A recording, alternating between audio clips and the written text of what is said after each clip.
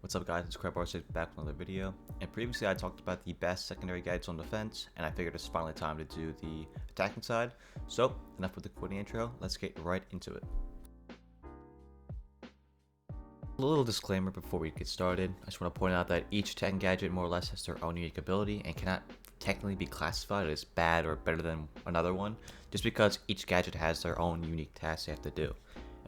It's more or less situationally based and how versatile they are in like all situations, and that's what I'm going to be talking about here today. So let's actually get started this time. Alright, starting off a list here, we have the breaching charges. Now the breaching charges come with 3 on the operators that have it, and you should only be running breach charges when you have no other soft destruction, or if the operator does not have any soft destruction by themselves.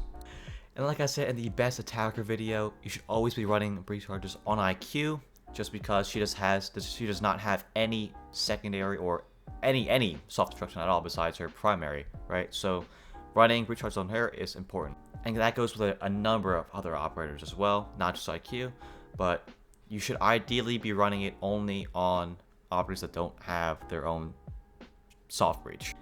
And the reason why it's so low on this list is because that the amount of soft destruction we have on attack now is immeasurable, right? So we have Buck, we have Sledge, we have Sophia, we have Ash, we have shotguns, all on attack. So breach charges are not very vital to the attack, unless, of course, you don't have a soft breach. If you don't have a soft breach, go breach charges, because you're always going to need soft breach on your attacking pushes. Next up on our list, we have Claymores. Claymores are a staple in almost any FPS game. I mean, you look at COD, you look at Siege. I mean, Claymores are pretty common, right? They're used for flank watch, so you have 3 little lasers sticking out, and if an enemy walks near it or on top of it, it blows up and kills them. Pretty straightforward.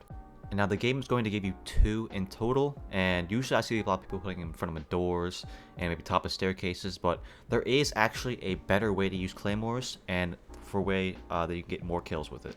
Now, like I said earlier, the Claymore has 3 lasers sticking out, but to activate it, you only need to hit or trip 1 laser. Using this knowledge, you can put the Claymore in a way that only shows 1 little laser, right? So it increases the chances of a defender not seeing it and running over it. This video is a great clip for 2 reasons. One, it showcases that I'm not running breach charges on a soft breach defender. Obviously Sophia, right? So I'm running Claymores. I see a top east. There's nothing on top east. We have no Nomad, we have no Gridlock, no Claymore, right?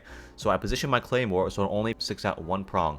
Even though it does take a little bit longer to set up, it's better than the latter than a defender shooting it and flanking it and killing your whole team. And now you're only going to really want to bring Claymores if you're playing up top or vertical, or any type of place that you have to hold down another part of the map that's not the site. And you should have a maximum of 1 operator that has Claymores. Usually, again, this is all situational. Let's say Nomad's banned, you could take 1 or 2 operators with Claymores. But otherwise, just bring Nomad or set up a flank drone. There should be no need to have 4+ Claymores on an attacking round. Alright, next up we have this secondary hard breach gadget, and as the name implies, it can break reinforced walls, it can break reinforced hatches. If you choose to take these secondary hard breach gadgets, you'll have 2, and they usually take about 2 seconds to place down and then 4 seconds to actually detonate. On top of that, it also has a very distinct sound. You'll see in this clip here how it takes forever to actually detonate. This gives the defenders time to react and reposition and maybe even shoot the gadget. So it's really not vital to use on walls. Instead, I would just recommend using it on hatches. It's a lot easier to use on hatches, and it makes sense. Have your main hard breach like Thermite or Ace get the main wall, get the main 2 walls, right? And then have, let's say, a Zero or a Ying, someone has the other util with a secondary hard breach gadget to go open up the hatches and create more lines of sight and more points of entry for your team. Now, what I usually like to do is on Clubhouse, let's say they're going basement. I am personally terrible with the Bonus gun. Don't judge me in the comments. But what I like to do is I like to bring a Zero, because I like Zero's gun, and I like how he has 4 cams and a Gon 6, so extra util there. But I usually just run the secondary hard breach charge, so I get the kitchen hatch, the blue hatch, or the moto hatch. And on top of getting those hatches open, doing my job, I also have extra info and also another Gon 6, right, for more util destruction or more intel. So a lot of different ways you can do this, but the secondary hard breach gadget is really not vital to use on walls. I'm gonna say it again because I see a lot of low ranked players use it on walls, and you should not use it on walls unless it's, of course, your last resort. Alright, take our number 4 spot. We have the stun grenades, or flash grenades, or stuns, or flashes, but however you want to call them. We have them at 4th place here. Each operator that has it will have 3 stuns in total. When you throw a stun grenade in the proximity of the defender, it will blind them for 5 seconds and also disorient their audio, making it a very high-pitched sound for about 5 to 7 seconds as well. With that being said, you should ideally be using your stun grenades to flash enemies out of places or just blind them for a second so you can swing them. That way it's easier to kill because the defenders are at a disadvantage. On top of that, you should also be using your stun grenades to burn ADSs, burn Wamai discs, and burn other util. I briefly mentioned this on the Jaeger vs. Wamai video. I'm saying how people like to burn ADSs with flash grenades or smoke grenades for a frag grenade or a Gon 6 or any type of explosive to get the shield off of a certain area. And because you have 3 stun grenades in total, you should obviously be using it at different places. Let's say you use 1 on defender, right, and you use 2 for a burn, or vice versa, right? But just because you have 3 in your pocket does not mean you should throw all 3 at a single doorway or at a single window. Try to save some for a later round, try to save some for yourself, save some for your team. Stun grenades are a great and important part of your attack if you're trying to take map control. Alright, at our number 3 spot, we have the Impact EMPs, which were recently introduced in the Operation Brittle Swarm. They more or less work in the same way as Thatcher's EMPs, although the Impact EMPs obviously detonate on impact, so you can't cook it, it doesn't roll. It also has a smaller radius and a smaller disabling time. So the Impact EMP, it has a 1.8 meter radius compared to Thatcher's 5 meter radius, and the Impact EMP will only disable the gadgets for 9 seconds, unlike Thatcher's, which is 15 seconds. So there is obviously a big difference between Thatcher's EMP and the Impact EMPs. Obviously the Impact EMPs are going to be a little weaker because they're secondary gadgets. A lot of other operators can have it. And the only reason why it's above stun is just because it can do the same thing. It can still burn. Of course, you only have 2 EMPs compared to the 3 stuns. But it can also burn, and it also can get stuff off the hatches easier.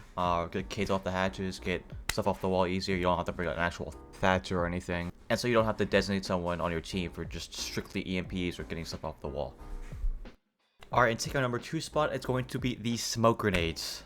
Now the reason why smokes are number 2 on this list is not only because you can still burn with stuns and like EMPs, but also the importance of cutoff angles and how you can cut off different angles and rooms of the map with smoke grenades. And what I mean by that is something called a one-way smoke. I hear the term one-way smoke a lot in Valorant because smokes are a very important part of that game too. A one-way smoke is a type of smoke placement that denies the enemy vision, right, while still keeping your own. So what that means here is in this clip here, the thermite throws a smoke grenade in this doorway, right, so he can still see all of sight pretty much, right? But since I'm isolated on the top red, the only way I can see him is through walking through that smoke. And obviously I'm at a disadvantage because I cannot see anything through that smoke. And now using that idea of one-way smokes, you're going to want to throw your smoke grenades in a way that forces the defenders to actually push through the smokes, so they have to expose their body to you. And of course you can still keep your smoke grenades for your plant, help trying to hide through the smoke. And with that being said, it makes smoke grenades one of the most versatile gadgets on attack, right behind our number 1 spot here.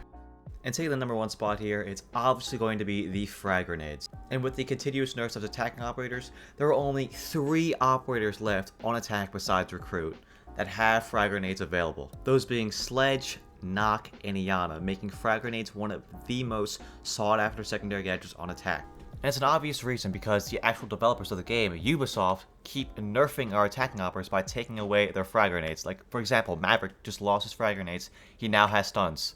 The season before that, Finka lost her nades, she now has stuns and smokes. Frag grenades take our number 1 spot solely on their versatility because it can pretty much do anything the smokes do, EMPs do, stuns do, right? You can throw a frag grenade, it can push someone out. Throw a frag grenade, you can get stuff off the wall. Throw a frag grenade, you can cut off a doorway for a couple seconds. There are multiple ways to use frag grenades, and all of them are beneficial to your team. For example, you could use frag grenades for solely kills, for solely getting people out of places. Another way is using it to destroy util. For example, if someone burns the ADS off a shield and you throw a frag grenade, now nobody can play behind that shield. Another way that a lot of high-ranked players use frag grenades is going below a site or going above a site and hitting either below or above and getting utility off that way. And now you're going to want to learn how to cook frag grenades because it nets you lots and lots of kills. For example, in these clips here, I know the exact time of when to release the grenade button to throw the frag grenade, and it gets me lots of kills below. Alright, and here's what the final settings are going to look like. We have frags at the top, and then followed by smokes, followed by EMPs, then stun grenades, then secondary hard breaches, then claymores, and then breach charges. And like I said in the beginning of the video, no gadget is actually bad or anything. They're just really just situational, and you can't really just. It was very hard to make this video because you can't just judge them off just basic like good or bad. There's a lot of depth in between each and every one of these secondary gadgets. But yeah, I think that's gonna be it for today's video. I really appreciate all the recent support on all my other videos. If you want to see me live on Twitch, I stream every Monday, Wednesday, and Friday around after 6:30 p.m. Eastern time. But yeah, I think that's gonna be it for today's video. I thank you all so much for watching. I'll see you in the next one.